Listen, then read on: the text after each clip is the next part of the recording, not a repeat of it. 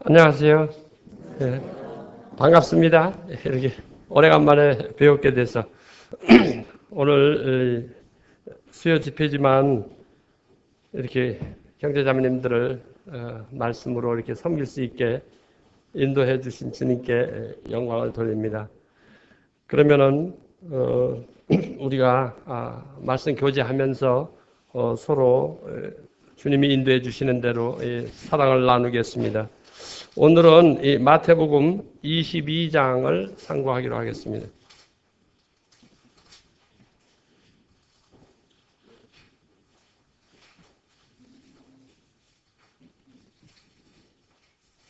마태복음 22장 15절서부터 22절까지 제가 읽을게요. 이에 바리새인들이 가서 어떻게 하여 예수로 말의 올무에 걸리게 할까 상론하고 자기 제자들을 헤롯 당원들과 함께 예수께 보내어 말하되 선생님이여 우리가 아노니 당신은 참되시고 참으로서 하나님의 도를 가르치시며 아무라도 꺼리는 일이 없으시니 이는 사람을 예보로 보지 아니하심이니이다. 그러면 당신의 생각에는 어떠한지 우리에게 이르소서. 가이사에게 세를 바치는 것이 가하니까 불가하니까 한데 예수께서 저희 악함을 아시고 가라사대 외식하는 자들아 어찌하여 나를 시험하느냐 세 돈을 내게 보이라 하시니 데나리온 하나를 가져왔거늘 예수께서 말씀하시되 이 형상과 이 글이 네 것이냐 가로되 가이사의 것이니이다. 이에 가라사대 그런즉 가이사의 것은 가이사에게 하나님의 것은 하나님께 바치라 하시니 저희가 이 말씀을 듣고 기히 여겨 예수를 떠나가니라. 오늘 이 본문 말씀은 여기까지입니다. 우리 주님께서 이제 이 마태복음이나 이 복음서를 쭉 이렇게 살펴보게 되면은 이 땅에 오신 그 예수님의 이 목적을 이 복음서를 통하여서 아주 이 시리즈식으로 이렇게 잘 설명을 해주고 있습니다. 그래서 이 하나님 말씀을 우리가 상고할 때 그냥 오늘도 22장에서 이렇게 말씀을 뽑아가지고 우리가 이렇게 상고를 하게 되잖아요. 하게 되면은 참 이 성경 자체 이 마태복음이 우리들에게 주시려고 하시는 그 뜻이 무엇인가를 이해하기가 그렇게 쉽지가 않아요. 그래서 이제 대개 우리 일하시는 형제님들이 대개 이제 이 강해식으로 1장 1절서부터 이렇게 쭉 공부하고 하면은 성경 전체를 이해하는데 형제자매님들에게 큰 이 도움이 되고 하죠. 이 마태복음이든 그 어떠한 성경이든 66권을 모두 이렇게 상고해 보시면요. 하나님 말씀은 하나님의 그 영감으로 된 것이기 때문에 아무렇게나 사람들이 이렇게 지은 책하고 다릅니다. 그래서 참 성경은 정말로 하나님 입에서 나온 말씀을 사람들을 통하여서 기록한 것이로구나 하는 것을 이 성경을 공부하시게 되면은 아주 느끼게 되셔요. 그렇기 때문에 이 성경은 우리가 성경에서 말씀해 주신 대로 요한복음 6장 63절에서 살리는 것은 영이니 육은 무익하니라. 내가 너에게 이른 말이 영이요 생명이니라. 이렇게 예수님께서 친히 말씀하셨어요. 그래서 우리 인간의 이 실제적인 이 모습은 그 창세기 3장에서 범죄한 후에 영적으로 죽은 자들입니다. 하나님과의 대화가 통하지 않는 이러한 사람들이거든요. 이러한 사람들의 그 죽은 영혼에게 새롭게 생명을 주시고 그리고 그 생명을 주실 뿐만 아니라 살아계신 하나님과 교통하게 하기 위해서 사용한 것이 뭐냐면은 우리가 지금 상고하는 이런 성경이 있잖아요. 이것을 하나님 입에서 호흡을 통하여서 우리 가운데 주시고 이것을 통하여 생명을 주심으로 이제는 살아계신 하나님과 교제케 하는 이 놀라운 이 비밀이 바로 성경이거든요. 그런데 우리가 이 성경을 잘 이해를 하지 못하면은 우리가 날마다 살아있다는 증거가 숨쉬기를 하면은 살아있다는 것을 확인이 되지 않습니까? 예를 들면 의사가 마지막 이제 사람이 임종했다는 것을 확인할 때, 물론 요즘엔 청진기도 가슴에 대보고 하겠지만은 실제로 이 손 같은 걸 이렇게 코에다 대고 숨쉬기가 끊어지면은 이분을 이제 혼이 몸에서 떠나갔다 하는 이러한 것을 최종적으로 이렇게 선포하게 되죠. 이 숨이 쉰다는 것은 창세기 2장 7절에서 말씀하셨잖아요. 하나님이 흙으로 사람을 지으시고 그 코에 생기를 불어넣으시니 사람이 생명이 된지라. 하나님께서 자기 이 호흡을 우리 흙으로 지은 사람에게 불어넣으셨을 때 이 흙으로 만든 생명이 없는 인간이 생명을 얻는 이 과정을 2장 7절에서 보여줍니다. 그죠? 그러한 사람들에게 이제 이 범죄함을 통하여서 다시 하나님과 교제가 이 두절된 상태를 성경이 우리들에게 가르쳐 주는데 그 결과가 오늘 이 말씀을 통하여서 우리들한테 아주 여기 보여주고 계셔요.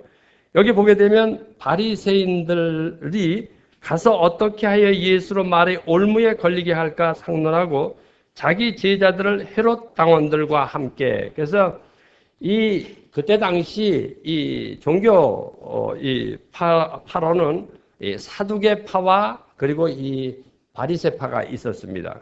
그리고 이 헤롯 당원들은 이 정치적인 당원들이죠.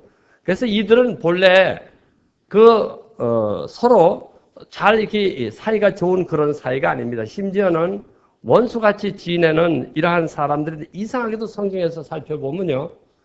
예수님을 송사할 때는 항상 한패예요.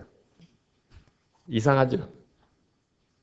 하나님이신 예수님이 이 땅에 오셔가지고 죽은 영혼들을 살리기 위해서 이 복음을 전가하고 하실 때 그 예수님을 하나님의 아들이라고 해서 송사할 때 꼭 한패가 돼서 어찌하든 이 예수님을 잡아 죽이고자 하는 이러한 이 사역을 성경에서 하는 것을 우리가 종종 몇 군데에서 보게 됩니다.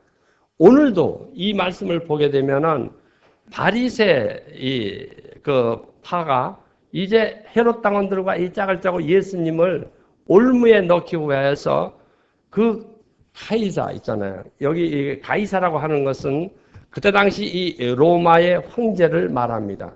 이 사람에게 세금을 바치는 것이 가하냐 아니냐라고 이렇게 묻고 있거든요. 우리가 이 말씀을 보게 되면은 이해가 잘 되죠. 왜냐하면 외정 때도 우리나라의 그 소위 세금을 받아가지고 그리고 일본 정부에 이것을 이렇게 바쳐야 되는 이런 사람들을 소위 매국노라고 하고 아니면 일본 앞잡이라고 이렇게 얘기를 했잖아요. 이때 당시에 그 유대인들에게 있어 그 백성들로부터 많은 이런 원망을 듣게 하고 하는 이들이 세리장이라든지 이런 사람들이거든요. 그래서 이 세금 문제를 놓고 예수님을 올무에 잡아놓고자 이제 이렇게 시험을 하는 장면이거든요. 그랬더니 이제 예수님께서 하시는 말씀이 뭐냐면은 데나리온. 그 데나리온이 로마가 사용하는 은전입니다. 그걸 하나를 내놔봐라. 그래가지고 그 은전을 이렇게 주니까 여기에 기록한 이 글이 네 것이냐. 그러니까 여기서 가로되 가이사의 것이니이다. 이 형상과 이 글이 네 것이냐 하니까 가이사의 것이니이다. 라고 이렇게 그 사람들이 예수님께 말씀을 했거든요. 그랬더니 예수님께서 이 은전을 가이사의 것은 가이사에게 그리고 하나님의 것은 이 하나님에게 주라고 이렇게 말하고 있습니다. 이것은 우리들에게 별로 의미 없는 것 같지만은 아주 영적으로 굉장한 것을 하나님께서 가르쳐 주시려고 그래요. 그때 당시에 이 로마의 황제는 자칭 신의 아들이라고 하는 사람입니다. 군주 그때 당시 전제 시대니까 바로도 마찬가지고요. 그 로마 황제도 마찬가지였었거든요. 바로 같은 경우를 보게 되면은 출애굽기에서 예수님께서 하나님께서 모세를 통하여서 이스라엘 백성들을 끌어낼 때 10가지 재앙을 쏟아부으셨잖아요. 그때에 그 바로가 믿고 있던 그 신의 이름이 누구냐 하면은 바로 이 라일강, 라일강. 그 라일강의 라일강은 바로 애굽에서 그 사막 같은 애굽에서 생명의 젖줄로 그 애굽인들이 섬기던 아주 이 강이거든요. 그 강의 신의 이름이 뭐냐 하면 요 오시리스라는 신입니다. 그런데 바로가 바로 누구냐 하면 이 오시리스의 아들이다 그렇게 자칭하고 있었어요. 그게 사람들로 하여금 자기를 신격화해가지고 맹종하도록 이렇게 만든 그때 당시의 모습이었거든요. 로마 황제도 마찬가지였었습니다. 로마 황제도. 그런데 이 바로 같은 경우 보게 되면은 하나님께서 10가지 재앙을 쏟아부으실 때 하나님이 하신 말씀이 있거든요. 그것이 뭐냐면 내가 지금까지는 나를 여호와로 너희들에게 소개하지 아니하였지만 이제 말하니 나는 아브라함의 하나님, 이삭의 하나님, 야곱의 하나님 여호와라 하시면서 그 이스라엘 백성들뿐만 아니라 바로 애굽 사람들에게도 참 하나님이 참 신이 누구인가를 정면으로 이렇게 하나님께서 그들에게 보여주는 아주 명장면이거든요. 10가지 재앙 아무렇게나 이렇게 하나님께서 의미 없이 이렇게 퍼부은 것이 아닙니다. 사람들을 유혹하고 지옥에 끌어가는 이 귀신 우상의 아주 이 비천한 모습을 하나님께서 분명하게 참신이여 인간에게 생명을 주시는 분이 참 하나님이신 것을 그들에게 보여주는 장면이거든요. 그래서 10가지 재앙을 쏟아부으시잖아요. 바로가 섬기는 이 우상은 속수무책이었습니다. 그 10가지 재앙을 통하여서 하나도 그것을 방어할 수 있었던 것이 없었어요. 거기에서 하나님께서는 이 여호와라는 이름을 통하여 아주 하나님은 이제 죽은 자의 하나님이 아니라 산 자의 하나님이라고 말씀하시면서 오직 하나님은 여호와 하나님 한 분뿐인 것. 그리고 이 말씀을 이제 여기 22장 마지막에 가게 되면은 자기는 바로 이 산자의 하나님이시라는 것을 이렇게 다시 이 설명도 예수님이 친히 해 주시고 있습니다. 여기 32절에 보면은 나는 아브라함 하나님이요 이삭의 하나님이요 야곱의 하나님으로다 하신 것을 읽지 못하였느냐? 하나님은 죽은 자의 하나님이 아니요 산 자의 하나님이시니라.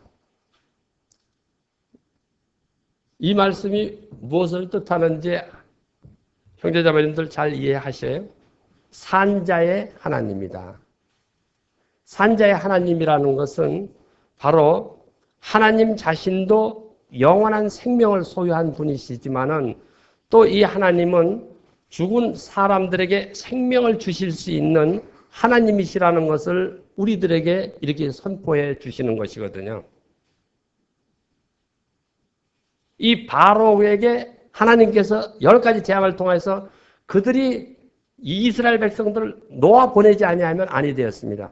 그래서 참 하나님이 바로 이 여호와 하나님이신 것을 그들에게 분명하게 선포하시고 가르쳐 주셨거든요. 그래서 이 하나님은 오늘날까지도 이 구약에서요 그 어느 나라고 하나님의 이름을 항상 바꿔버려요. 뭐라고 바꿔버리느냐 하면은 썩어지지 아니하는 하나님의 영광을 썩어지는 사람과 금수와 버릇의 형상의 우상으로 바꿔버려요. 이 로마서 1장에서 우리들에게 말씀하고 계시잖아요. 이러한 사람들에게 하나님은 살아계신 영원한 하나님이다. 어떻게 이 하나님을 우리가 만나고 그리고 이 하나님을 통해 생명을 얻을 수 있느냐 하는 이 과정을 성경을 통해서 우리들에게 소개하고 있는 것이거든요. 오늘 이 말씀도 다른 것이 아닙니다. 하나님께서 이것을 우리들에게 가르쳐 주시려고 해요. 우리가 믿는 하나님은 절대 죽은 하나님이 아니에요. 자기도 영원한 생명을 소유하셨을 뿐만 아니라 그 예수님을 믿는 자들에게 영원한 생명을 주실 수 있는 분이라는 것을 우리들에게 가르쳐 주시기 위한 것이거든요.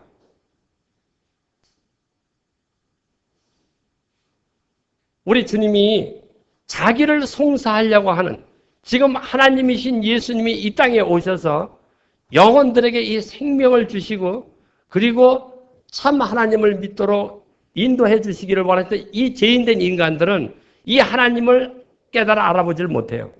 그리고 오히려 송사하고 마치 자기들이 믿는 그러한 이 썩은 아니면 죽은 우상과 같은 이러한 자들인 것을 이렇게 자기들이 아는 것처럼, 아니면 자기들 그 자신이 스스로 예수님보다 더 위대한 자인 것처럼 예수님을 송사하려고 하잖아요. 우리가 볼래, 우리가. 하나님께서 우리를 지으실 때에 하나님께서 우리를 어떠한 모양으로 지으셨죠? 하나님의 형상으로 지으셨잖아요. 창세기 1장 26절에 가봐요.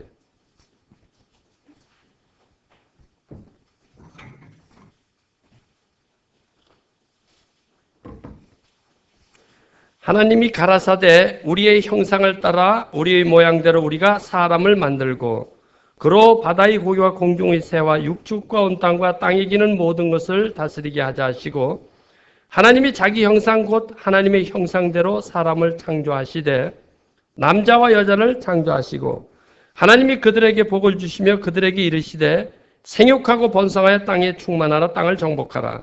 바다의 고기와 공중의 새와 땅에 움직이는 모든 생물을 다스리라 하시니라. 이 하나님께서는 우리 사람을 지으실 때 하나님의 형상을 담게 하셨을 뿐만 아니라 이 천하 만국 있잖아요. 온 우주를 만드시고 이 우주를 다스리는 청지기의 직분을 주셨거든요. 그리고 이 성경에 보여주는 이 파라디스 낙원이라고 하는 이 에덴 동산을 주셔서 그곳에서 하나님의 주신 이 청지기 직분을 감당하도록 하셨거든요. 더욱이 더 행복한 것은 잠자고 있는 그 아담의 이 옆구리에서 이 갈비뼈를 뽑아서 그리고 여자를 만드시고 이 여자를 이제는 이 돕는 배필로 그 남자에게 주신 것입니다. 그래서 이 남자들은 이 성경에 보면은 이 여자들은 대개가 이스라엘의 족보에 기록이 안 됩니다. 그래서 많은 사람들이 여자들은 마치 2등 아니면 3등 인생인 것처럼 생각하지만 절대 그렇지 않습니다, 자매님들. 이것은 무엇을 뜻하냐면 이 돕는 배필이라는 것은 남자들은 자매님들이 계시지 아니하면 완성품이 아닙니다. 미완성품입니다. 아시죠? 그래서 자매님들 참 주님께 감사해야 돼요.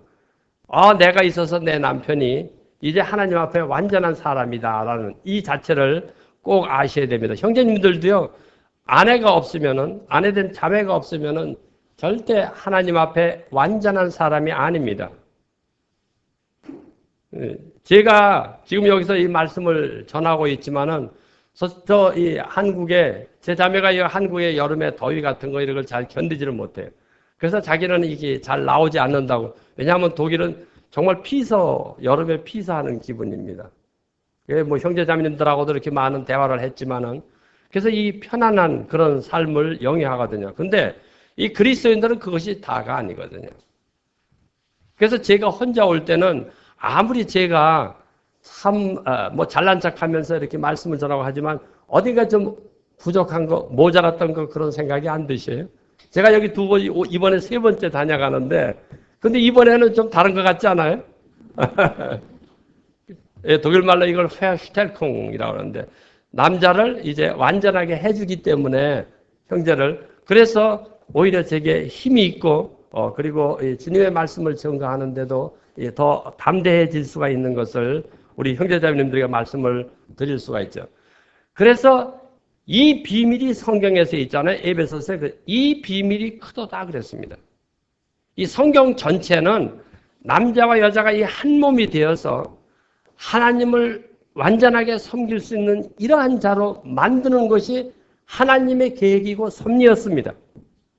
그것을 우리는 이 창세기에서 너무도 원시적인 이 모습을 따라서 발견하지 못하는 것뿐이지, 이제 성경을 읽으신 분들이나 우리가 신앙생활 오래 하신 분들은 신약과 이 구약을 연결해서 이 점이 얼마나 완전한 것인가를 깨닫게 되거든요. 그런데 이 사탄은 이거를 알았거든요. 알아가지고 어떻게 되냐면 창세기 3장에 가면요. 3장 1절서부터 제가 7절까지 읽어보겠습니다. 여호와 하나님이 지으신 들짐승 중에 뱀이 가장 간교하더라. 뱀이 여자에게 물어 가로되 하나님이 참으로 너희들로 동산 모든 나무의 실과를 먹지 말라 하시더냐. 여자가 뱀에게 말하되 동산 나무의 실과를 우리가 먹을 수 있으나 동산 중앙에 있는 나무의 실과는 하나님의 말씀에 너희는 먹지도 말고 만지지도 말라. 너희가 죽을까 하노라 하셨느니라. 뱀이 여자에게 이르되 너희가 결코 죽지 아니하리라. 너희가 그것을 먹는 날에는 너희 눈이 밝아 하나님과 같이 되어 선악을 알 줄을 하나님이 아심이니라. 여자가 그 나무를 본즉 먹음직도 하고 보암직도 하고 지혜롭게 할 만큼 탐스럽기도 한 나무인지라. 여자가 그 실과를 따먹고 자기와 함께한 남편에게도 주매 그도 먹은지라. 이에 그들의 눈이 밝아 자기들이 몸이 벗은 줄을 알고 무화과 나물 잎을 엮어 치마를 하였더라. 그래서 여기가 이 사건은 우리들이 잘 아는 대로 이 아담과 이브가 이제 선악과를 따먹고 범죄하는 이 모습을 우리들한테 소개해 주고 있잖아요. 이 하나님께서는 만약에 이 선악을 알게 하는 과일을 따먹게 되면은 정령 죽으리라고 이렇게 말씀을 해 주셨거든요. 하나님의 말씀은 빼도 더해도 안 됩니다. 한번 그렇게 말씀을 하셨으면 그 말씀은 완전한 거예요. 분명히 죽습니다. 근데 이제 어떤 불신자들이 그런 질문을 하더라고요. 복음을 전할 때, 정령 죽으려고 하는데 어디 사람이 죽더냐? 오히려 천년을 살았다. 거의 천년을 살았다. 이런 얘기를 하더라고요. 여기에서 하나님께서 에덴 동산에서 내쫓은 장면이 있잖아요. 이것은 하나님과 함께 이제는 교제권이 벗어난 것을 말하고 있습니다. 생명의 주인이신 하나님으로부터 멀어져 간 인간은 결과적으로 나중에 아담이 이제 900몇 년을 살고 죽었지만은 그 사람에게 있어서는 하나님과 함께 영원히 살 수 있는 이 삶의 길을 이제는 잃어버리게 된 것을 가르쳐 주고 있거든요. 하나님이 한번 말씀하셨으면 정령 죽으려 했으면 정령 죽는 거예요. 빼도 더고 없습니다. 결과적으로 이 아담과 이브는 여기서 이 쫓김을 보냄을 받을 뿐만 아니라 결국 하나님께서 그에게 주신 이 하나님의 형상이 있잖아요. 이것을 이 가이사의 형상이다 한 이 말씀처럼 마귀의 형상으로 바꿔버렸어요. 왜냐하면은 이제 하나님의 지음을 받고 하나님의 형상을 따라서 하나님께 영광을 돌려야 할 그 사람이 마귀의 말을 듣고 마귀의 순종을 함으로써 이제는 마귀의 형상으로 바뀌어버렸단 말이에요. 그래가지고 마귀의 노예 아니면 마귀의 종 노릇을 한 것이거든요.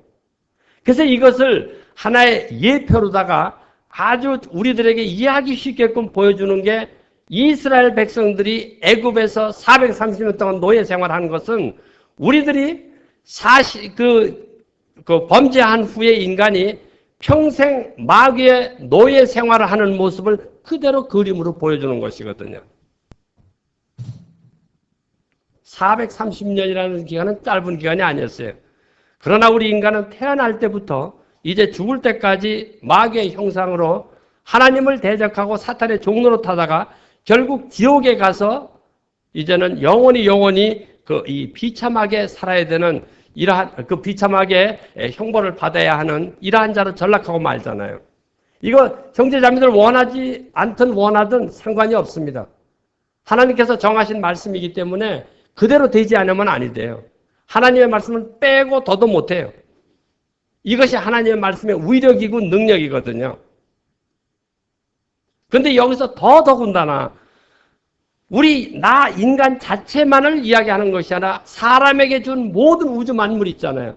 그것까지도 몽땅 다 사탄에게 넘어갔어요. 그래서 그것을 이 누가복음 4장 6절에서 우리들한테 말씀으로 가르쳐 주시죠. 누가복음 4장 6절.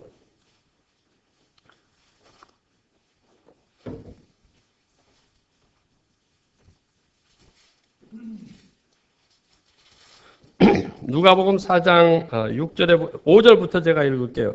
마귀가 또 예수를 이끌고 올라가 순식간에 천하만국을 보이며 가로되 이 모든 권세와 그 영광을 내가 네게 주리라. 이것은 내게 넘겨준 것이므로 나의 원하는 자에게 주노라. 인간에게 사람에게 준 이 하나님의 모든 선물을 하나님은 자기도 마귀에게 팔려갈 뿐만 아니라 자기가 소유했던 모든 것도 다 마귀에게 넘겨주지 아니하면 아니 됐어요. 그래서 이 성경에서 우리들에게 말씀하고 있는 것이 지금 우리가 살고 있는 이 땅이 있잖아요. 이 세상은 하나님이 다스리는 것 같지만 성경은 그렇게 말하고 있질 않아요. 그래서 계시록 2장 13절에 가면은 이곳은 사탄의 위가 있는 곳입니다. 계시록 2장 13절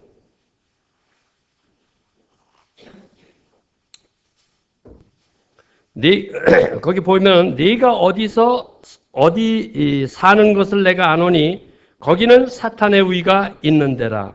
네가 내 이름을 굳게 잡아서 내 충성된 증인 안디파가 너희 가운데 곧 사탄에 거하는 곳 죽임을 당할 때에도 나를 믿는 믿음을 저버리지 아니하였도다.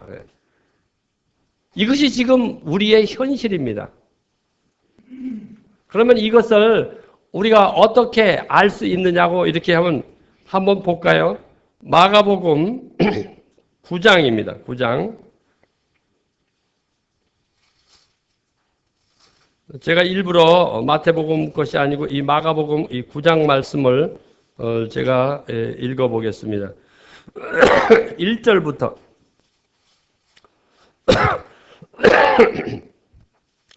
또 저희에게 이르시되 내가 진실로 너희에게 이르노니 여기 섰는 사람 중에 죽기 전에 하나님의 나라가 권능으로 임하는 것을 볼 자들도 있느니라 하시니라.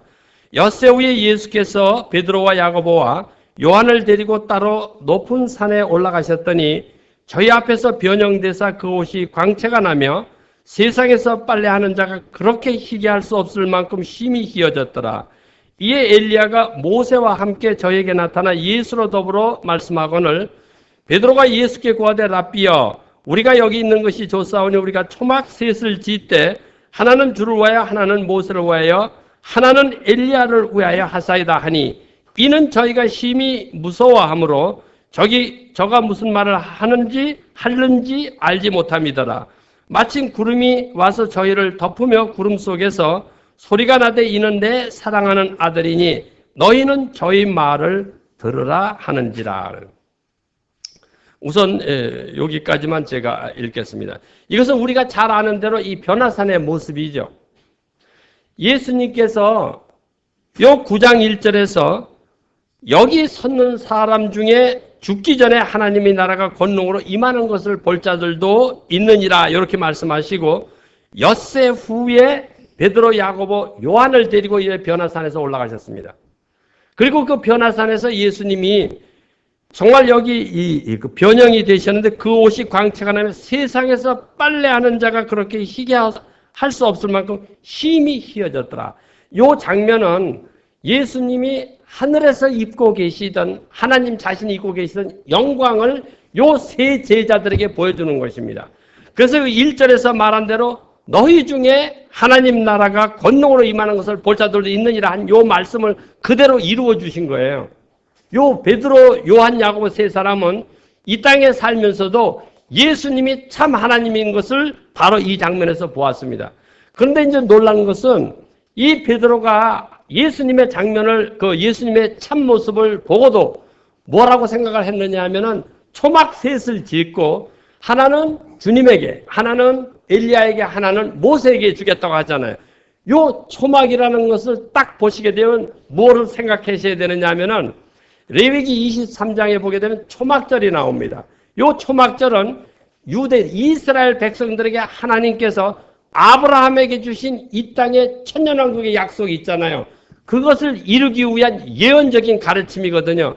이 베드로는 생각하는 것이 예수님이 하늘에서 오셨기 때문에 자기에게 하늘을 아니면 천국을 기업으로 주시려고 하는 이거 몰랐어요. 유대인이니까 생각한 것이 어디냐면 이 땅이란 말이에요. 어디? 이 땅이 아브라함에게 준 약속인 천년왕국이었단 말이에요. 그래서 이 초막 셋을 짓고서 거기서 자기가 천년 동안 살고자 했던 이러한 것을 보거든. 근데 그때 공중에서 구름이 예수님과 함께 있는 제자들에게 임해가지고 말씀하셨어요. 뭐라고 말씀하셨느냐 하면은 마침 그 7절에서 마침 구름이 와서 저희를 덮으며 구름 속에서 소리가 나되 이는 내 사랑하는 아들이니, 마태복음에는 이는 내 사랑하는 아들이요 내 기뻐하는 자니, 요 말이 또 있거든요. 그런데 여기 이 마가복음엔 그 말이 없습니다. 너희는 저의 말을 들으라 하는지라, 이렇게 말씀하고 있거든요. 이건 뭐를 뜻하는 것이냐 하면은 네 생각대로 신앙생활하는 것이 아니고, 그리고 네가 사탄의 음성대로 하는 것이 아니라 바로 예수님이 이 땅에 오셔서 너희들에게 하는 말을 듣고 순종하라, 그 뜻이거든요. 우리가 잘 알잖아요. 요한복음에서 태초에 말씀이 계시니라. 이 말씀이 하나님과 함께 계셨으니 이 말씀은 곧 하나님이시니라. 14절 말씀이 육신이 되어 우리 가운데 거하심에 우리가 그 영광을 보니 아버지의 독생자의 영광이요 은혜와 진리가 충만하더라. 이 예수님은 아버지의 독생자의 영광을 가지고 이 땅에 오셔가지고 이 말씀을 통해서 우리들에게 하나님 나라가 어떤 것인가를, 아니면 하나님 나라의 기업을 얻도록 우리들에게 가르쳐 주시게 오신 분이 바로 예수님이시거든요. 예수님이 요한복음 14장에서 8절에 보게 되면 빌립이 주여 우리들에게 하나님 아버지를 보여주소서 하니까, 빌립아 내가 지금까지 너희와 함께해서 너희가 아버지를 보여달라 하느냐 하면서 나와 아버지는 하나이니라 하신대, 이렇게 말씀하고 있잖아요. 이 예수님이 하나님 아버지의 형상을 가지고 이 땅에 오셔서 이 하나님의 형상을 잃어버린 우리들이 있잖아요. 우리들에게 하나님의 형상을 다시 주시고자 주시기 위하여서 이 땅에 오신 분이시라는 걸 이들은 몰랐어요. 제자들 몰랐습니다. 근데 우리들은 지금 이 말씀을 통해서 반드시 아셔야 됩니다. 그러나 유감스럽게도 이 예수님께서 변화산에서 이제 내려오셔요. 세 제자들과. 그리고 말씀하시는 것이 자기가 죽은 자 가운데 부활하기 전에는 절대 이 말을 내지 말라 하면서 산에서 내려왔는데 14절서부터 쭉 보게 되면은, 제가 이게 말씀이 많이 길어서 시간을 많이 잃어버릴까봐 읽지는 조금만 읽을게요. 16절 예수께서 물으시되 너희가 무엇을 저희와 변론하느냐? 무리 중에 하나가 대답하되 선생님 벙어리 귀신 들린 내 아들을 선생님께 데려왔나이다.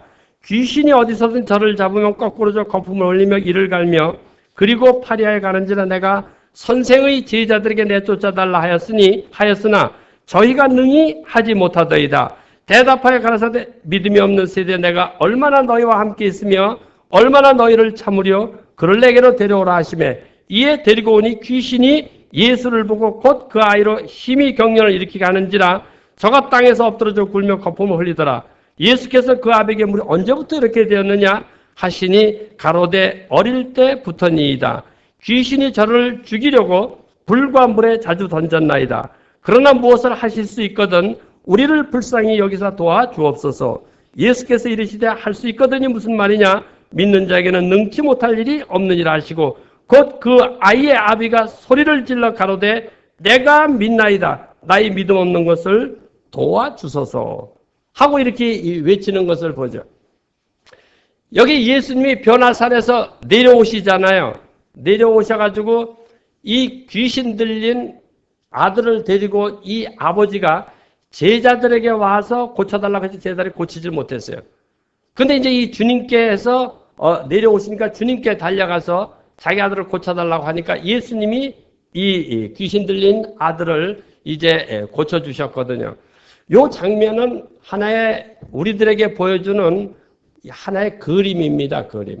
이 변화산에서 그 무엇으로도 희귀할 수 없는 예수님의 그 신 모습을 보여주는 것은 예수님이 하늘의 본체가 어떤 분이시라는 것을 가르쳐주는 장면이에요. 그러니까 산 위에 있는 이 장면은 예수님이 하나님으로서 하늘에 계신 모습을 우리들에게 보여주시는 것이에요. 그때 당시에 세 제자들만 봤죠. 누가 또 봤죠? 어떤 사람이 또 이 영광을 또 봤어요. 누가 또 봤어요? 아, 이거 큰일 났네. 누구는 누구야? 우리들이지. 우리도 지금 이 말씀을 통해서 보잖아요. 형제자매들 이거 아셔야 돼요. 하나님이 이걸 우리들한테 보여주신단 말이에요. 그러면 이 산에서 내려와가지고 이 땅에 있잖아. 땅에는 뭐냐면 귀신 들린 자를 데리고 와가지고 고쳐달라고 하는 거예요. 이것은 우리 사람들, 인간들이 살고 있는 이 세상이 다스리는 귀신 밑에 있다는 것을 보여주는 장면이에요. 이거 성경 아무렇게나 이유 없이 이렇게 기록된 게 아니란 말이에요. 우리가 아무리 잘난 척 해봐요. 누구의 자식이에요? 마귀의 자식이잖아. 마귀의 형상을 가진 자들이잖아. 이거 아셨어요? 예수님 믿기 전에 우리 전부가 마귀의 자식이었었어? 100% 지옥 자식이었었어요? 100%. 99%도 아니에요? 형제자매들 이거 아셨어요?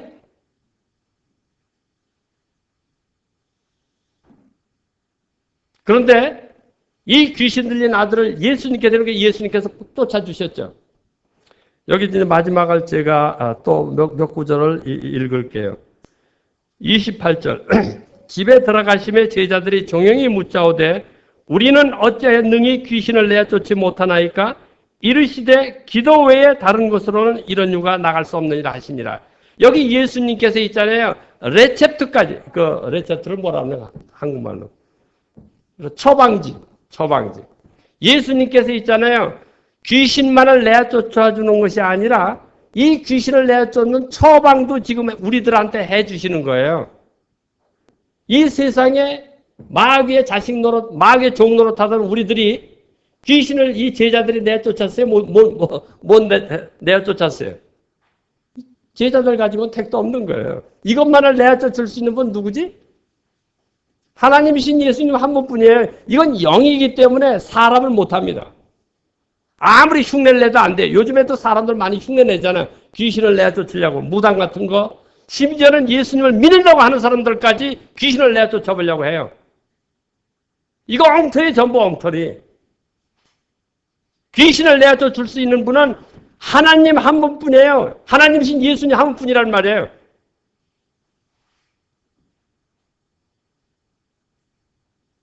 우리가 누구 밑에 누구와 함께 있지 않냐면 아니 된다는 것을 가르쳐 주시는 거 아니에요?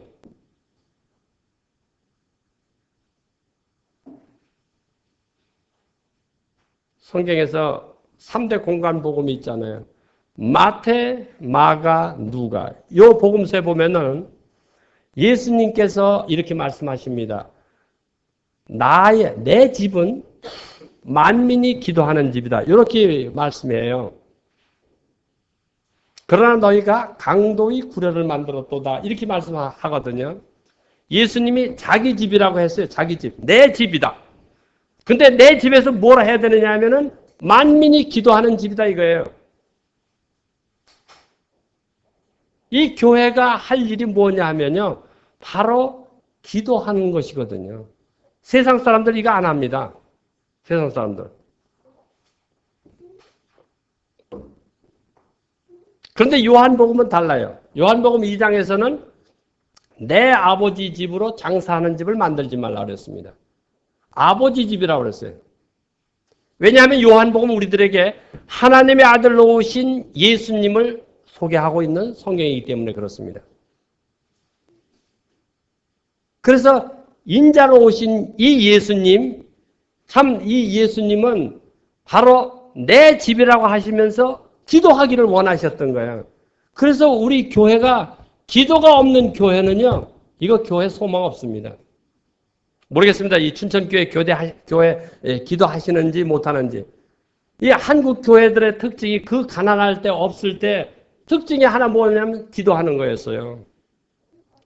근데 우리 모임에 보면은 이상하게도 교파교에서 새벽 기도니 뭐니 하면서 그 여러 가지 피폐가 있으니까 기도를 하는 거 슬슬슬슬 없어져 버려. 옛날에 안 그랬습니다.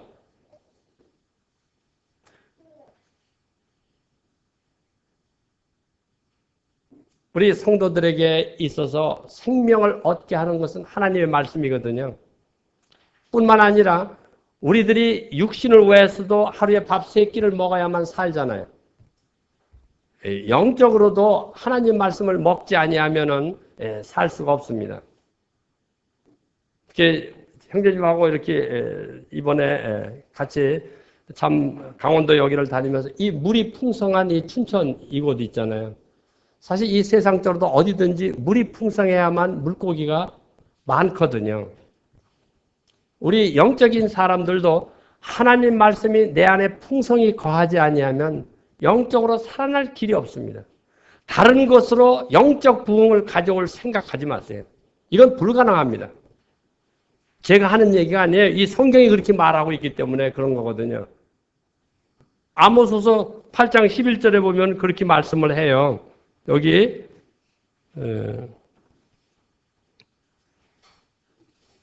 아모스서 8장 11절 주 여호와께서 가라사대 보라 날이 이를지라 내가 기근을 땅에 보내리니 양식이 없어 주림이 아니며 물이 없어 가람이 아니요 여호와의 말씀을 듣지 못한 기갈이라. 사람이 이 바다에서 저 바다까지 북에서 동까지 비틀거리며 여호와의 말씀을 구하려고 달려 왕래하되 얻지 못하리니. 앞으로 이런 시대가 옵니다. 이렇게 비참한 시대가 와요. 지금 오늘날은요, 자기가 원하면은 24시간 성경 속에 살 수가 있어요. 정말 하나님 말씀 안에서 우리가 풍성함을 누리며 살 수가 있거든요. 이 기회가 오래가지 않습니다. 이 광야에서 있잖아요. 그 신명기 8장 3절에서 보게 되면은 광야 이스라엘 백성들에게 40년 동안 만나를 내려줘서 먹이셨잖아요. 그 만나를 내려서 먹이신 그 이유가 사람이 떡으로만 살 것이 아니요 하나님의 입으로 나오는 모든 말씀으로 사는 것을 가르쳐주기 위한 것이었어요. 육신도 만나가 필요한데 우리 영적인 생명은 하나님 말씀이 없으면 불가능하잖아요. 그래서 우리 주님께서 이 땅에 오셔서 말씀이 육신이 되어 오신 분이거든요. 그래서 이 말씀이 성경에서 무슨 뜻이냐 하면요. 요한복음 1장에 기록된 그 단어, 말씀이라는 요 단어가 이 로고스라는 단어를 사용하셨거든요. 이 로고스라는 단어는 헬라어인데 이것은 오늘날 우리말로 인포메이션입니다. 인포메이션. 하나님을 우리들에게 소개하는 것이 바로 이 성경이거든요. 그런데 이 말씀은 우리 사람들 속에 들어가면 왜 그렇잖아요. 의사가 이제 이 얘기를 하는데 그러더라고요. 왜 밤에 우리가 자고 나면은 우리의 장기가 밤에 잠을 자잖아. 그래서 아침에 일찍 일어나셔가지고 냉수 한 컵을 쭉 들이키시면 우리 안에 있는 장기가 다시 이제 일을 하는데 아주 크게 도움이 되기 때문에 이 공복에 냉수를 한 잔 마시는 것은 건강에 아주 좋다고 이렇게들 말합니다. 그건 이제 육적인 거. 영적으로도 마찬가지입니다. 아침에 일어나셔가지고요. 하나님 말씀을 잡수시면은 정말로 그날은 주님께서 마음껏 축복해 주십니다. 우리가 있잖아요. 육신에 대해서는 그저 뭐 어디가 조금 아프면은 이렇게 영적으로 아픔이 있으면은 그것이 왜 원인이 무엇 때문인지를 잘 몰라요. 이 한국에 와 보니까 왜 이렇게 우울증 앓는 분들이 많은지 몰라요. 뭐 예수님을 믿든 예수님을 안 믿든 그렇게 우울증 환자들이 많더라고요. 이 우울증 고치는 제 자매도 78년도서부터 시작해가지고 82년도, 80년도 말까지 엄청나게 그 우울증 때문에 고생한 사람이거든요. 오히려 이것을 통해서 주님을 만날 뿐만 아니라 주님 안에서 아주 이 영적인 삶을 살 수 있도록 우리를 인도해 주신 주님이시지만은 그때 제 자매나 전화 있잖아요. 주님께서 가르쳐 주신 것이 무엇이냐 하면은 하나님 말씀이 없이는 살 수 없다는 것을 가르쳐 주셨어요. 그래서 아침이고 저녁이 아침에는 제가 직장을 나가니까 혼자서 말씀을 읽고 기도하고 직장 가고, 그 다음에 제 아내가 우울증이 있는 이런 사람들은 혼자 말씀 보기 그렇게 쉽지 않아요. 그래서 누가 도와줄 사람이 있어 어떻게 해요? 그럴 때는 그냥 제 아내를 무섭게 제가 나무래서 당신 다른 거 다 안 해도 좋으니까 좌우지가 이 말씀을 먹어라. 그래서 저한테 혼날까봐 무서워서 먹었어요. 그 이제 저녁에 오면은 자기 전에는 같이 둘이 이제 말씀을 보고 기도하고 그리고 우리가 이 잠자리에 들었거든요. 저 그걸 통해서 신앙생활을 어떻게 해야 되는 것을 그걸 배웠어요. 그리고 나중에 제 자매 고쳐주신 거 있잖아요. 이 우울증 고쳐주신 거. 병 어떤 약으로 이거 고쳐주시지 않았어요? 뭐로 고쳐주시는지 알아요? 이 말씀으로 고쳐주셨어요. 한번 읽어볼게요, 제가. 이사야서 60장.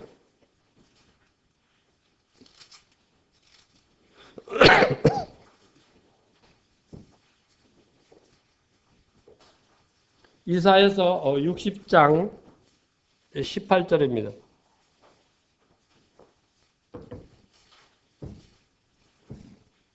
다시는 강포한 일이 내 땅에 들리지 않을 것이요 황폐와 파멸이 내 경내에 다시 없을 것이며 네가 네 성벽을 구원이라 네 성문을 찬송이라 칭할 것이라. 제가 아침에 이제 저는 6시에 집을 나가야 됩니다. 그때 당시에 이제 직장 바이엘 그 직장 생활을 할 때 6시에 나가야 되기 때문에 이 하나님의 말씀을 보려면은 일찍 일어나야 되거든요. 그래서 4시에 일어나서 이 말씀을 이렇게 보고 기도하고 그리고 이제 커피도 한 잔 마시고 빵도 싸가지고 이렇게 출근을 하거든요. 그런데 이 말씀을 이제 일용할 양식을 이렇게 보는데 다시는 강포한 일이 내 땅에 들리지 않을 것이다. 이 말씀을 읽는데 이거 쉽게 이해가 되지 않잖아요. 근데 이 주님께서 이걸 깨닫게 해주시니까 그대로 깨닫는 거예요. 어떻게 깨닫게 하는? 다시는 강포한 일이 내 땅에 들리지 않을 것이야. 제 아내 자체가 뭐냐면 이 우리들의 보디 있잖아요. 육체 이거 뭐예요? 흙이잖아.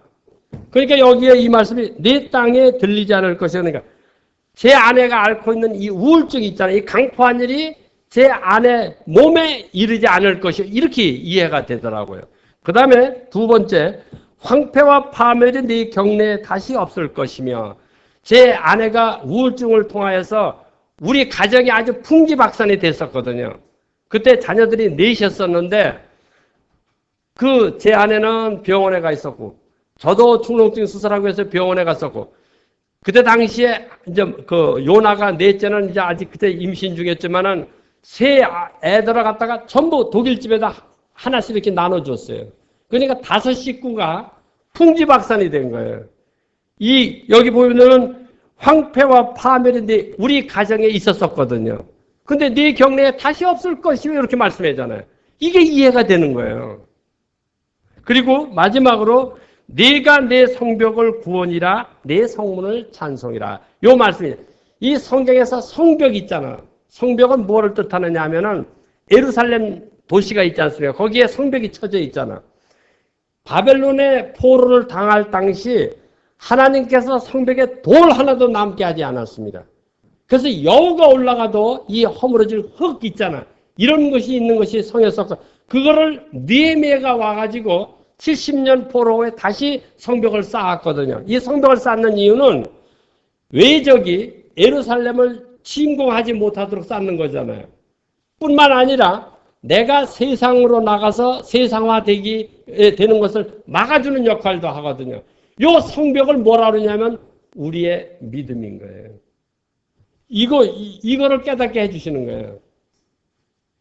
이 하나님께서 많은 것을 아니면 주님께서 우리들을 위해서 많은 것을 이루어 주셨지만은 이것을 내 것으로 삼는 것이 뭐죠? 믿음이거든요. 그래서 아브라함을 믿음의 조상이라고 하는 거예요. 그래서 누가복음 16장 거지 나사로가 아브라함 품에 있잖아요. 그것은 믿는 자들만 성경이 자기 것이에요. 믿지 아니하는 자들은 성경이 자기 것이 아닙니다. 이것을 지금 우리들에게 가르쳐주는 거거든요. 그리고 내 성문을 찬송이라 칭할 것이라 하는데 이 성문은 우리가 밖으로 나가기도 하고 들어오기도 하는 장소가 그 문이 바로 성문이잖아요. 이제는 이 성문을 들며 날며 우리는 그저 원망이나 하고 좌절이나 하고 그 절망이나 할 우리들이 이제는 하나님을 찬송하는 자가 된다 이 말이에요. 이거를 가르쳐 주는 거예요. 저 이날 아침에 출근하면서 얼마나 행복했는지 아세요? 형제자매님들.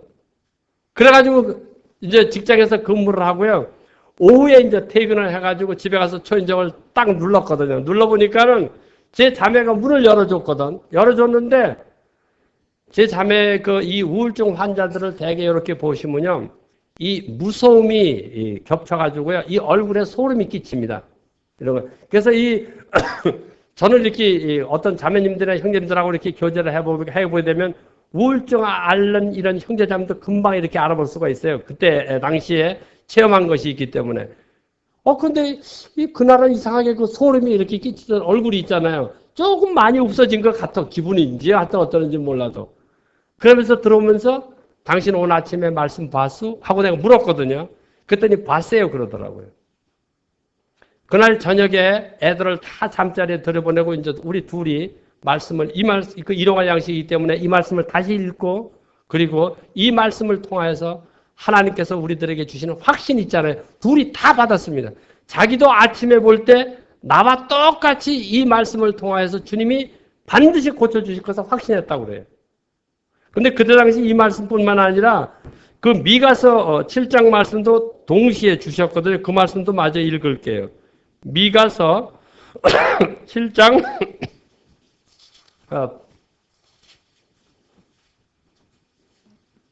8절 9절입니다.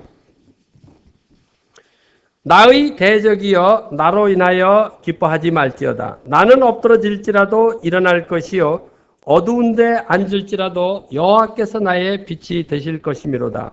내가 여호와께 범죄하였으니 주께서 나를 위하여 심판하사 신원하시기까지는 그의 노를 당하려니와 주께서 나를 인도하사 광명에 이르게 하시니 내가 그의 의를 보리로다. 이 말씀 있잖아요. 그래서 이 이사야서 60장 18절은 그냥 주님께서 강력하게 우리를 치료해 주시고 그리고 고쳐주신다는 이런 확신이 있었는가 하면은 이 미가서 7장 18절, 19절, 8절과 9절을 통하여서는 우리가 계속해서 영적으로 주님 안에서 말씀을 통하여 투쟁하지 아니하면 아니 된다는 것을 가르쳐주는 이중적인 이 가르침을 말씀을 통해서 주시더라고요. 그 후로 82년도에 제가 5째 안나를 낳았거든요. 제가 낳은 게 아니라 제 자매가 낳았습니다. 그리고 84년도에 이제 막둥이 시몬을 낳았는데 우울증 때문에 지금까지 걱정한 적 한 번도 없습니다. 다시는 강포한 일이 내 땅에 들리지 않을 것이요. 말씀을 이루어주셨거든요. 지금도 있잖아요. 지금도. 그런 염려는 저는 안 합니다. 그런데 이상하게도 제 아내가 아니면 저나 말씀 안에서 게으르고 주님 앞에 순종하지 못하잖아요. 제일 첫 번에 주님께서 깨닫게 해주시는 게 제 자매의 믿음 생활 있잖아요. 흔들흔들 하는 거. 그러면 저는 금방 알았잖아요. 여보, 당신 말씀 안 읽으면 큰일 나. 이게 제가 제 아내에게 하는 경고입니다. 형제자매님, 이 일은 죽을 때까지 해야 돼요. 우리가 이 육체를 떠나게 되면은 이제는 그때는 주님과 함께 있어요. 그때는 이 말이 성경이 필요 없습니다. 그때까지 이 말씀과 우리가 함께 살아야 되는 거 있죠. 이거 게을리하면 형제자매도 소망 없습니다. 우리와 세상 사람들과의 차이점이 뭐예요? 우리는 그리스도 예수님 안에서 이 말씀과 함께 사는 것이거든요. 살리는 것은 영이니 육은 이 세상 사는 거 이 모든 게 육이자. 육은 무익하니라. 내가 너희에게 이른 말이 영이요 생명이니라. 지금 이 주님께서 우리의 형상을 찾아주실 뿐만 아니라 이제는 이 생명을 통하여서 하나님께 영광을 돌리게 하시거든요. 이 시간 때문에 제가 이 출애굽기 30장 한번 보세요.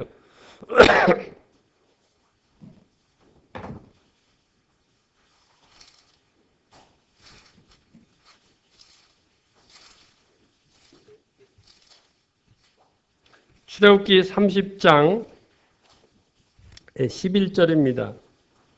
여호와께서 11절 그래서 16절까지 여호와께서 모세에게 일러 가라사대 네가 이스라엘 자손의 수요를 따라 조사할 때에 조사받은 각 사람은 그 생명의 속전을 여호와께 드릴지니 이는 그 계수할 때 그들 중에 온역이 없게 하려 함이라. 무릇 계수 중에 드는 자마다 성소의 세겔대로 반 세겔을 낼지니 한 세겔은 20게라라. 그 반 세겔을 여호와께 드릴지며 무릇 계수 중에 드는 자 곧 20세 이상 된 자가 여호와께 드리되 너희의 생명을 속하기 위하여 여호와께 드릴 때 부자라고 반 세겔에서 더 내지 말고 가난한 자라고 덜 내지 말지며 너는 이스라엘 자손에게 속전을 취하여 해막의 봉사에 쓰라. 이것이 여호와 앞에서 이스라엘 자손의 기념이 되어서 너희의 생명을 속하리라. 여기서 하나님께서 우리들에게 가르쳐 주시려고 하시는 것은 이스라엘 백성들이 애굽에서 출애굽한 숫자가 60만 3,550입니다. 이들은 20세 이상 싸움에 나가서 싸울 수 있는 바로 이 군대 있잖아요. 그들의 나이를 말하는 것이거든요. 이들은 반드시 이 은 반세겔이라는 속전을 내지 아니하면 이스라엘 백성 중에서 끊어집니다. 그 이스라엘 진에서 이제 완전히 없어진다는 것을 말하고 있거든요. 이 속전은 부자라고 더 내지 말고 가난한 자라고 덜 내지 않는 꼭 은이 한 세겔이 있으면은 요 반 세겔을 꼭 내야 되거든요. 근데 이 은 반 세겔을 하나님께서 내게 해가지고 무엇에 사용하느냐 하면은 성막을 지을 때 성막에 보게 되면은 북쪽에 20개의 기둥이 있고요. 그 뜰을 만들 때 남쪽에 20개, 서쪽에 10개, 동쪽에 10개에서 60개의 기둥이 있습니다. 이 기둥 아카시아 나무로 만든 그 위에 모자처럼 씌운 것이 뭐냐면 은입니다. 은. 이 속전으로 낸 은을 가지고 이것은 자기가 이 기둥 하나하나가 우리 구원받은 성도 한 사람 한 사람을 상징적으로 보여주는 것인데 무엇으로 구속을 받았느냐 아니면 살림을 받았느냐 하는 것은 은으로. 왜냐하면 은은 구속의 값이거든요. 예수님께서 우리를 위해서 지불하신 구속의 값이 얼마인지 아세요? 은전 30냥이잖아요. 왜냐하면 구약에서 이 출애굽기 21장에 보면은 그때 당시에 소가 노예를 아니면 종을 받아가지고 죽게 하잖아요. 죽게 하면은 그 소 임자는 반드시 그 노예 값으로다가 은전 30냥을 지불해야 됐습니다. 이것이 노예 값으로 결정을 해서 우리가 마귀의 노예였었잖아요. 이 마귀의 노예에서 우리를 사내기 위해서 예수님이 가룟 유다에 의해 가지고 은전 30냥에 팔렸어요. 그거 아무렇게나 이유 없이 예수님이 팔린 게 아니거든요. 여기 있는 형제님, 자매님 한 분 한 분을 사주시고 해서 예수님이 자기의 이 은전 30냥을 통해 팔림을 받은 거거든요. 이 은으로 바로 뭐라 그러나 이 기둥에 있잖아요. 60개의 기둥에 모자처럼 위에다가 씌웠거든요. 그뿐만이 아니라 성소에 보게 되면은 20개, 그 북쪽에 20개, 남쪽에 20개, 그 다음에 서쪽에 8개, 48개의 아카시아 나무로 이렇게 널판을 만들어서 정금으로다가 안암석을 완전히 입힌 널판이 있습니다. 이것이 있잖아요. 널판의 넓이가 1규빗 반이고 높이가 2규빗 반입니다. 그러니까 5m니까 5m니까 몇 규빗입니까? 예? 10규빗. 예. 10규빗이나 되는 높이예요. 5m, 10규빗. 그 널판을 세워놓은 그 발판이 있잖아요. 그 발판이 뭐냐면 완전히 순은이요. 그것을 각 널판마다 그 받침 2개로다가 이렇게 은으로다가 만들어가지고 은 위에다가 촉을 만들어서 이렇게 딱 끼우게끔 해가지고 48개의 널판이 성소를 이루고 있었어요. 그것도 우리 구원받은 성도 하나하나를 예언적으로 보여주는 가르침이거든요. 이 구속함을 받지 아니하면 하나님 집에 쓸모가 없어요. 하나님의 집에 지체가 되려면 반드시 이 구속을 받아야 된다 그 뜻이에요. 그럼 우리 신약에 오면은 이것이 다르냐? 천만에 똑같습니다. 마태복음 17장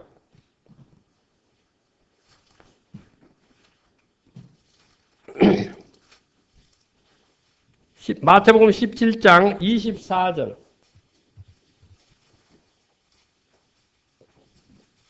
가버나움에 이르니 반세겔 받는 자들이 베드로에게 나와 가로되 너희 선생이 반세겔을 내지 아니하느냐. 가로되 내신다 하고 집에 들어가니 예수께서 먼저 가라사대 시몬아 네 생각은 어떠하뇨? 세상 임금들이 네게 관세와 정세를 받느냐? 자기 아들에게냐 타인에게냐? 베드로가 가로되 타인에게니이다. 예수께서 가라사대 그러하면 아들들은 세를 면하리라.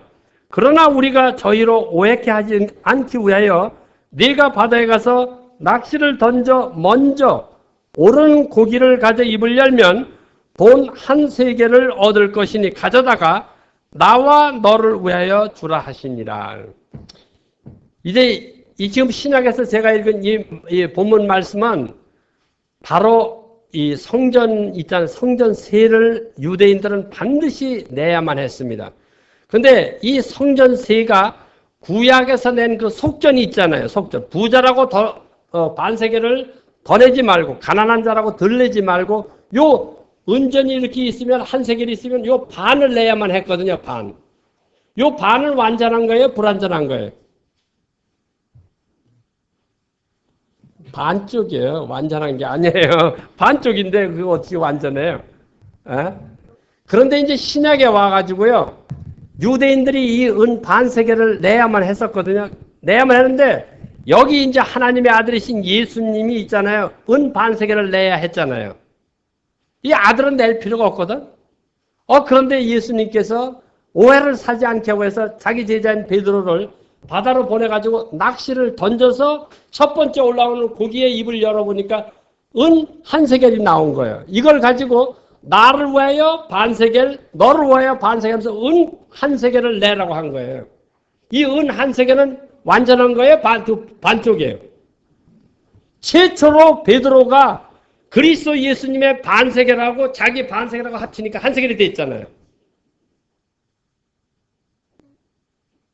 구약에서 백성들이 있잖아요. 그 반세겔 낸 것이 신약에 와서 하나님이신 예수님이 낸 반세겔과 합쳐져야만 완전한 것이 되는 거예요.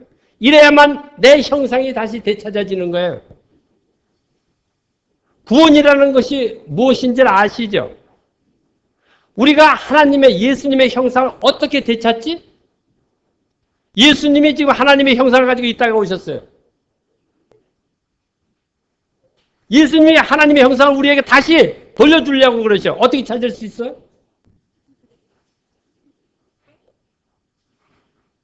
대답을 못 하시네. 이 속전처럼 예수님과 내가 하나가 되면 예수님이 가지고 있는 얼굴이 내 얼굴이에요? 누구 얼굴이에요? 예수님이 그거를 위해서 이 땅에 오신 거예요, 형제자매님들. 이 예수님의 형상을 갖지 않으면 천국에 우리 못 가요. 이것이 바로 하나님께서 우리들에게 주신 바로 하나님의 형상이었거든요. 성경 이거 아무렇게나 의미 없이 이렇게 기록한 게 아니에요. 지금 이거 세금 문제 놓고 이야기하는 게 아니에요.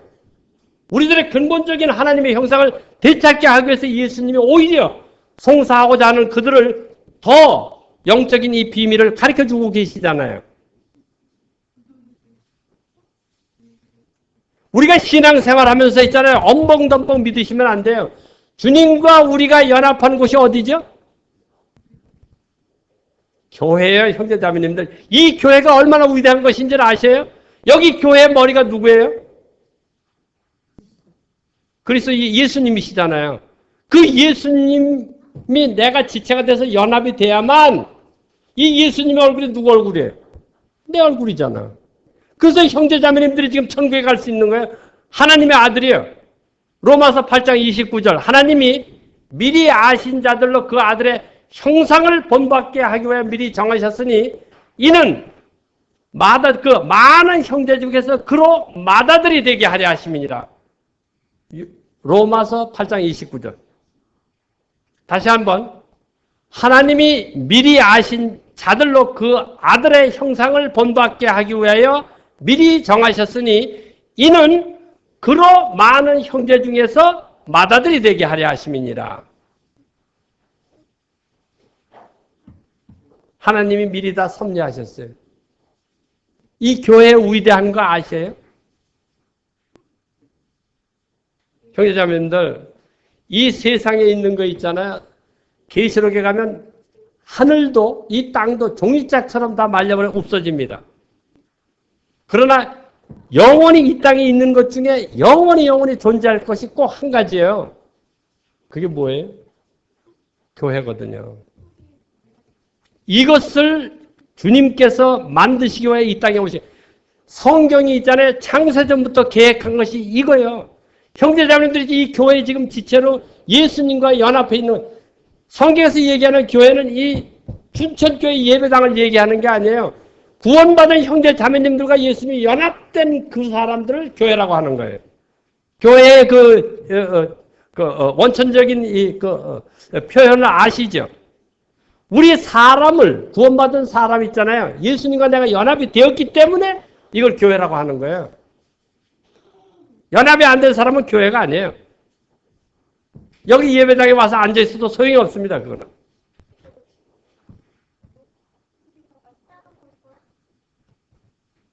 이해가 되세요? 안 되세요? 이해 안 되시는 분 한번 손 좀 들어보세요. 다시 한번 설명해 드릴게요. 이거 꼭 이해하셔야 돼요.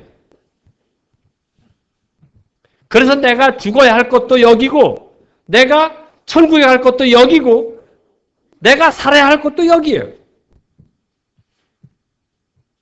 제가 얘기하는 것은 이 장소, 의자 위를 얘기하는 게 아니에요. 무슨 얘기인지 이해하시죠? 네? 주님이 계신 그곳이 내가 있어야 할 곳이라 이 말이에요.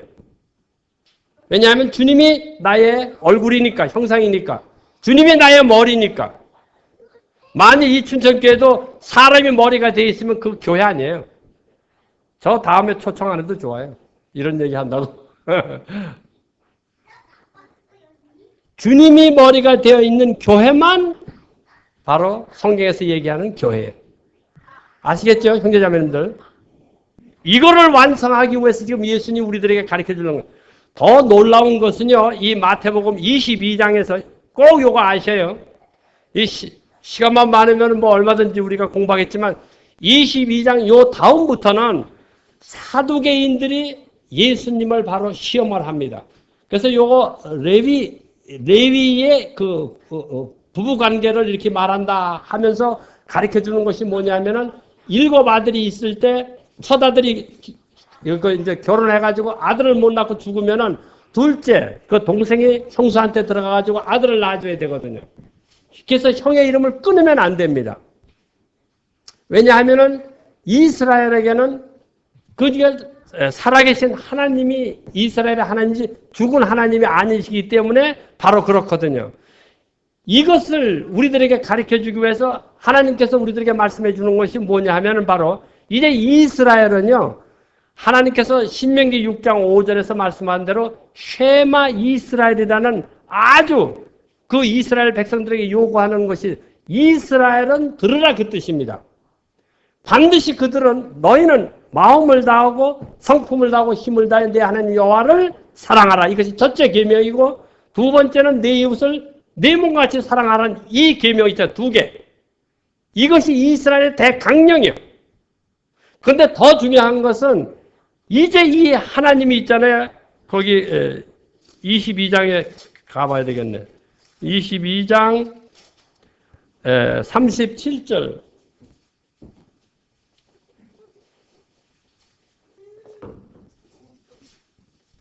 마태복음. 마태복음. 22장 37절. 예수께서 가라사대 내 마음을 다하고 목숨을 다하고 뜻을 다하여 주 너의 하나님을 사랑. 여기 이 주라는 단어가 붙습니다. 이 구약에 이거 없어요. 근데 이 신약에 와서 이 주라는 단어가 붙거든. 이건 뭐를 뜻하느냐 하면은 이제 예수님이 있잖아요. 나의 주인이 누구지? 나였었잖아. 이제는 내가 아니에요. 나의 주인은 누가 되느냐면 예수님이 주님이 되어야 된다 이 말이에요. 사사기 시대 보면은 이스라엘에 그때 왕이 없으므로 그런 말이 있죠. 17장서부터 21장까지 계속해서 그때 당시 이스라엘에 왕이 있었어요? 없었어요? 이스라엘의 왕이 있었으면 없다고 하면 큰일 나요. 보이지 아니하는 하나님이 이스라엘의 왕이거든요. 다른 나라에는 그런 왕 없어요. 이스라엘만 있는 왕이거든요. 근데 이스라엘은 왕이 없으므로 그들이 자기의 옳은 소견대로 행하였더라. 이렇게 17, 18, 19, 20, 21장에 나와요. 19장인가 거기 한 번 빠집니다. 그리고 나머지 4장에는 그것이 이 17장서부터는 사사기의 부록이거든요. 사실 사사기는 16장으로 끝나야 돼요. 삼손이 죽음으로 인하여서. 그런데 그런 그 사사기 시대에 하나님께 자기가 정말 이 왕이라는 거 있잖아요. 이거를 이스라엘 백성들이 몰라요. 그래가지고 사무엘 시대에 가가지고 사무엘 상에서 8장에서 그러잖아요. 우리에게도 왕을 주소서. 그 결과가 이스라엘에 완전히 내리막길이잖아요. 그 나중에 시드기야에 가지고 유다까지 멸망을 당하잖아요. 사람이 다스리는 곳 있잖아요. 그건 곧 멸망입니다. 네? 그것을 우리들한테 역사적을 통해서 보여. 하나님이 다스리는 그 나라 완전한 거거든요. 그것을 이 예수님을 통해서 우리들이 있잖아요. 이걸 이제 인간에게서 이제는 예수님을 통해 하나님이 통치하는 나라 우리를 인도해 준 거예요. 그래가지고 이 영광을 차지하게 해준 거거든요.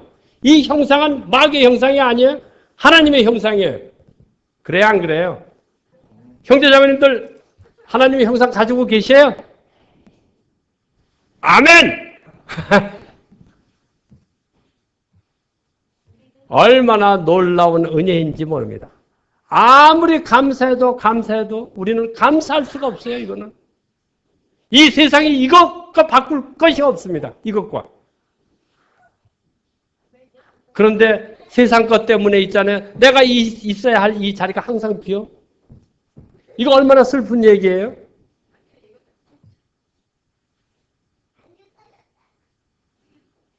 형제자매들 이거 명심하셔야 됩니다. 이 교회는 가고 싶으면 가고 말고 싶으면 마는 곳이 아니에요. 예수님이 주인이 되어 있는 그곳, 거기가 교회라 이 말이에요. 거기가. 더 놀라운 거 한 말씀 드릴게요. 이제 만약에 예수님이 주인이 되어 있지 않잖아. 마태복음 23장부터는 무슨 일이 벌어지느냐 하면 7화가 나옵니다. 23장, 24장, 25장은 누가 지옥으로 가는 자들인가를 기록해 준 성경이 요 3장입니다. 이게 전부 성경이 있잖아요. 아주 시스테마티시로 시리즈로 기록이 된 거라 이런 것을 이해를 하셔야 돼요. 성경 안 읽으시면 안 돼요. 그리고 나서 26장에서 예수님이 잡혀요. 자기가 약속해 준 거 있잖아요. 자기가 지금까지 마태복음 1장서부터 가르쳐 준 걸 이제 예수님이 친히 완성하셔서 잡히시는 거예요. 예수님이 죄가 없으신데도 잡혀가지고 쇠사슬에 묶였어요. 왜? 내가 사탄의 쇠사슬에 묶인 자기 때문에 나 대신 예수님이 묶인 거거든요. 예수님이 끌려갔어. 그래가지고 대제사장 앞에 가서 섰어요. 내가 죄 때문에 사탄한테 끌려간 거예요. 나라고 해서 예수님이 다 했잖아요. 예수님이 조롱을 당하고 침뱉음을 당하고 머리에 수건을 쓰고 네가 하나님의 아들이든 선지자이든 너를 치는 자가 누군가 맞춰보라고 조롱을 당했어요. 예수님 하나도 거절하고 다 감당했습니다. 누구를 위해서? 나라를 위해서. 우리가 지금 떳떳하게 하나님 앞에 감사하면서 이렇게 할 수 있는 이유가 뭐예요? 주님이 완성해 주셨기 때문에. 이 은혜 아무리 감사해도 형제자매님들 평생을 감사해 보세요. 다 감사할 수 있는 것인가? 이거 잊으시면 안 돼요, 형제자매님들.